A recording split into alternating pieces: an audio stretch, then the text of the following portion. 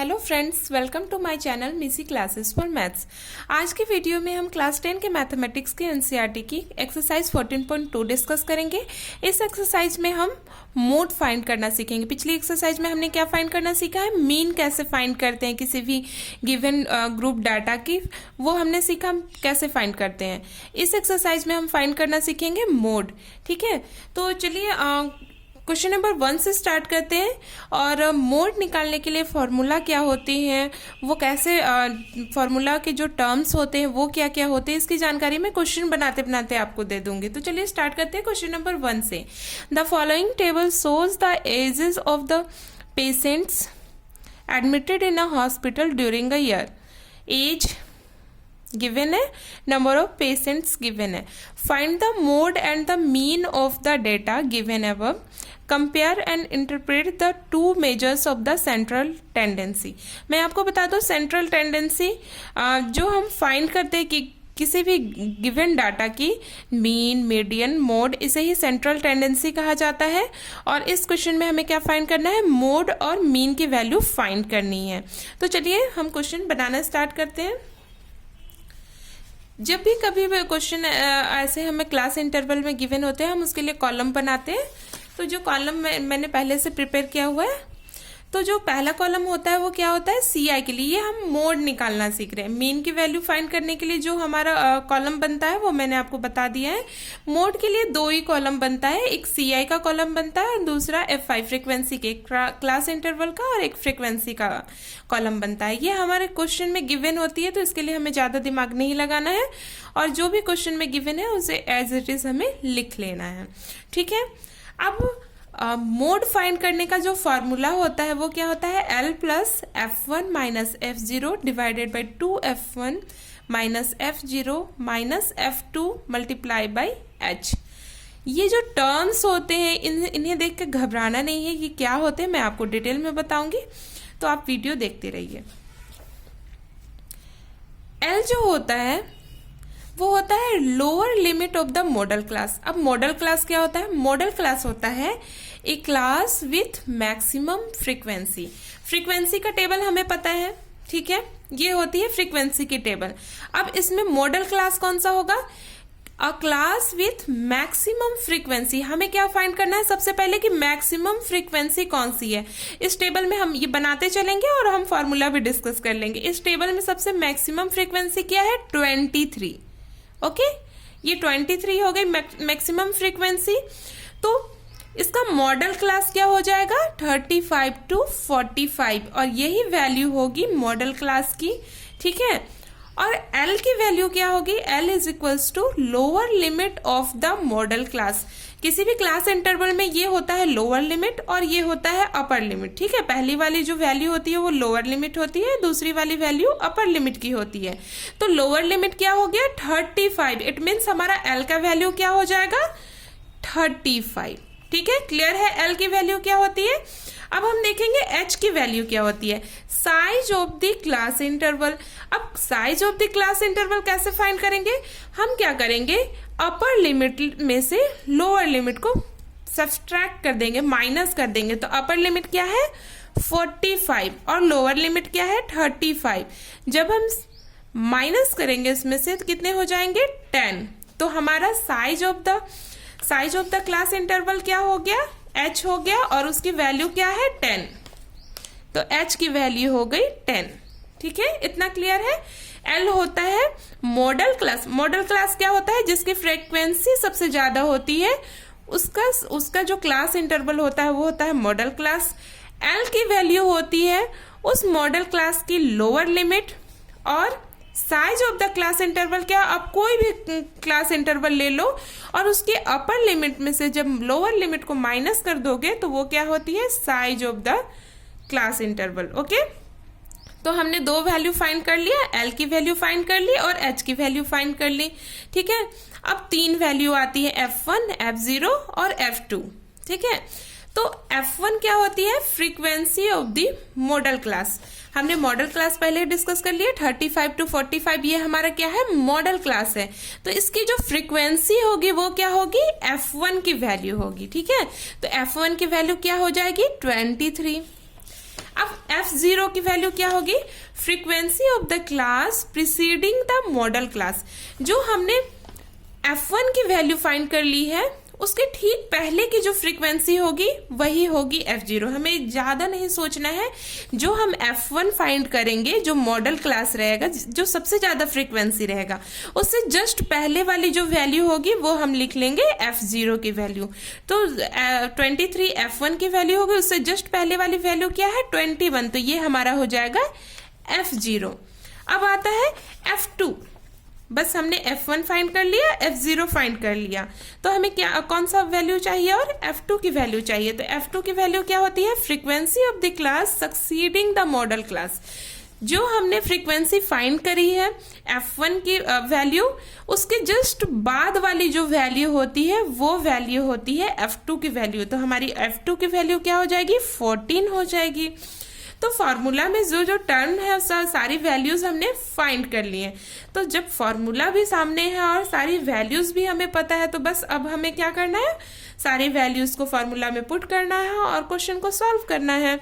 तो हमारा L का वैल्यू क्या हो जाएगा, 35 प्लस ब्रैकेट ले लेंगे, F1 की वैल्यू हो जाएगी 23 माइनस F0 की वैल्यू हो जाएगी 21 divided by 2 multiply by F1। F1 की वैल्यू कितनी है 23 माइनस F0 21 माइनस F2 की वैल्यू कितनी है 14 मल्टीप्लाई बाई H की वैल्यू कितनी है 10।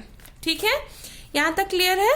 अब हम इसे सॉल्व करेंगे, पहले ब्रैकेट का काम करते हैं। 23 minus 21 2 divided by 2 multiply by 23 46 minus minus वाले को ऐड कर लेंगे, कितने हो जाएंगे 415 213 मल्टीप्लाई बाई 10।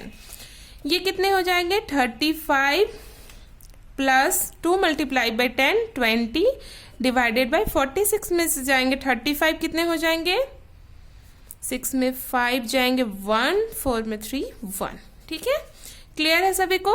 ये हो जाएंगे 35 प्लस, जब आप इसे डिवाइड करोगे तो समथिंग कितने आ जाएंगे 1.8।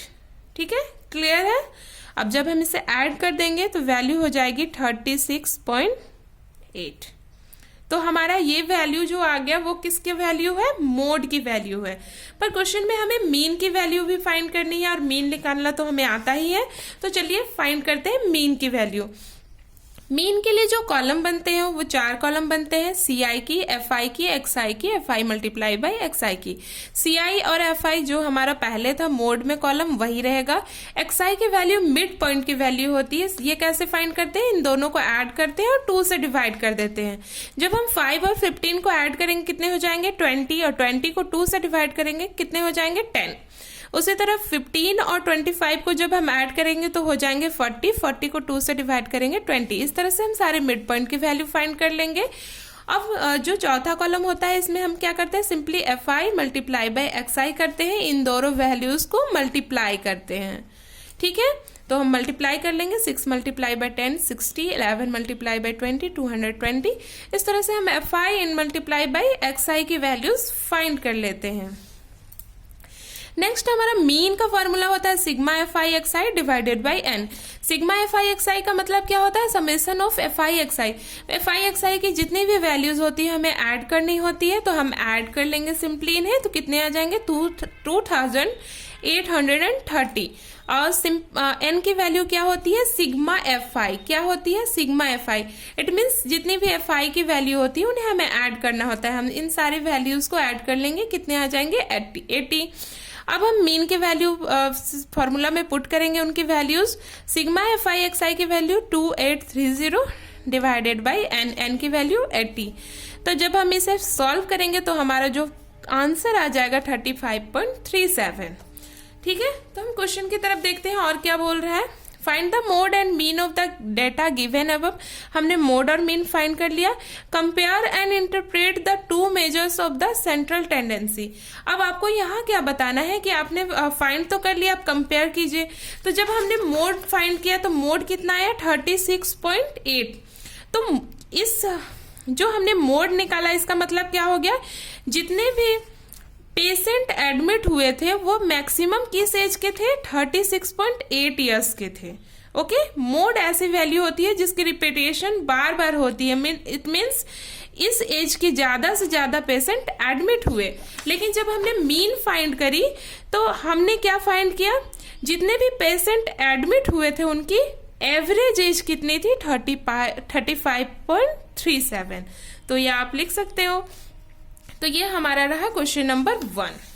क्वेश्चन नंबर 2 जब हम सॉल्व करेंगे तो क्वेश्चन नंबर 2 क्या कहता है, the following data gives the information on the observe life times of 225 electrical components. इसमें क्या है, इलेक्ट्रिकल कंपोनेंट्स गिवन है, उनकी लाइफ टाइम गिवन है और उनकी फ्रीक्वेंसी गिवन है। हमें क्या फाइंड करना है, determine the model life times of the components. हमें क्या फाइंड करना है, मोड फाइंड करना है। ठीक है, तो हम स्टार्ट करते हैं इसे बनाना। मोड के लिए हमारा कॉलम जो बनता है CI का कॉलम बनता है और FI का कॉलम बनता है। CI हमें क्वेश्चन में गिवन है और FI की वैल्यू भी गिवन है। तो हम इसमें क्या करते हैं, सिंपली इन्हें लिख लेते हैं। अब जो फॉर्मूला होता है हम क्या करेंगे, फॉर्मूला लिख लेंगे। मोड की जो वैल्यू होती है वो क्या होती है, L plus F1 minus F0 divided by 2F1 minus F0 minus F2 multiply by H। L की वैल्यू क्या हो जाएगी, lower limit of the modal class. अब मॉडल क्लास हम ढूंढते हैं कौन से सबसे हाईएस्ट वैल्यू है, तो ये है 61 की वैल्यू। कौन सी वैल्यू सबसे हाईएस्ट है, 61 की वैल्यू, और यही वैल्यू क्या हो जाती है, F1 हो जाती है। तो ये F1 हो जाएगी हमारी 61। F0 की वैल्यू इससे जस्ट पहले वाली वैल्यू ये हो जाएगी 52, और इसके जस्ट बाद वाली वैल्यू क्या हो जाएगी, F2, ये हो जाएगी 38। अब जो हमारा हाईएस्ट F1 वाली वैल्यू हो उसका क्लास इंटरवल क्या है, 60 to 80। तो ये हमारा L का वैल्यू हो जाएगा, क्योंकि इसका लोअर लिमिट ही तो होता है L का वैल्यू। तो L की वैल्यू क्या हो जाएगी, 60। और H क्या होती है, size of the class interval. हम किसी भी क्लास इंटरवल को लेंगे और उसके अपर लिमिट को लोअर लिमिट से अपर लिमिट से लोअर लिमिट को माइनस कर देंगे। तो हम मान लो ये क्लास इंटरवल लेते हैं 40 माइनस 20, ये अपर लिमिट, ये लोअर लिमिट, कितनी हो जाएगी, 20। तो साइज ऑफ द क्लास कितनी हो जाएगी, 20। अब हमें सारी वैल्यूज पता है, अब हमें क्वेश्चन को सॉल्व करना है।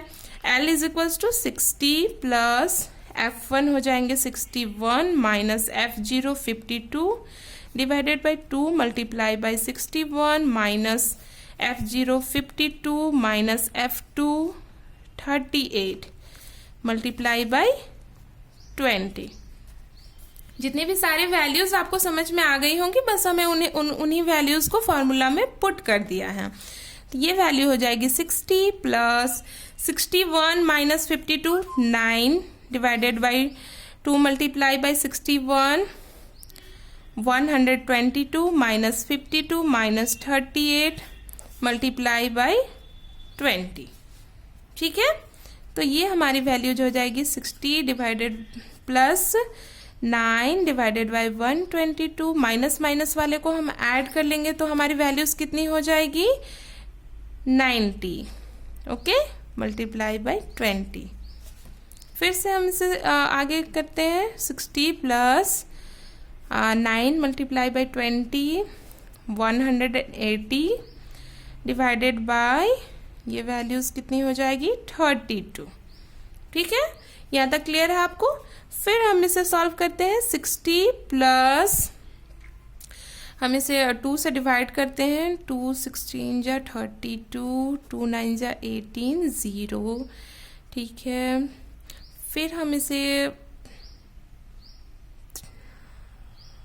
सॉल्व करते हैं, तो जो हमारा ये डिवाइड करने पे आ जाएगा 5.625।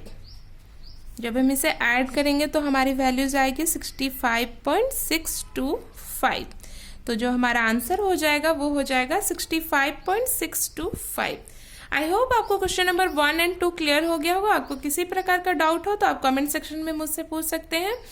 और अगर वीडियो पसंद आए तो उसे लाइक करना ना भूलें और चैनल को सब्सक्राइब करना ना भूलें। Thank you.